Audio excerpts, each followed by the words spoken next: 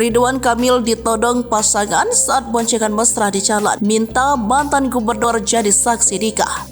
Aksi mantan gubernur Jawa Barat Ridwan Kamil menjanjikan menjadi saksi nikah untuk sejoli yang mesra saat boncengan motor viral di media sosial.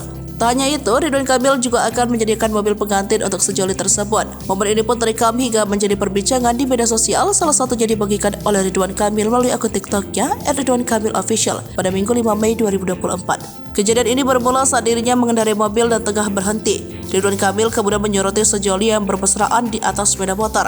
Wanita berkerudung terlihat bersandar di bahu pria. Keduanya asyik mengobrol. Lalu Ridwan Kamil menurunkan kaca jendela mobilnya. Mantan Gubernur Jawa Barat itu langsung menyapa sejoli itu. Keduanya sontak kaget dan langsung mengenali sosok Ridwan Kamil. Wanita itu lantas mengaku bakal menikah dengan kekasihnya tahun depan.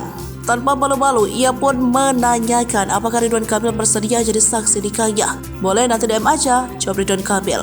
Tak cukup sampai di situ, si wanita langsung bertanya lagi, Pak, nanti boleh pinjam mobilnya nggak? Tuturnya. Boleh, gampang, ini udah takdir Allah, tenang. Van dicatat, ya Van, jelas Ridwan Kamil berbicara kepada asisten pribadinya. Ridwan Kamil rupanya benar-benar berniat menepati janjinya.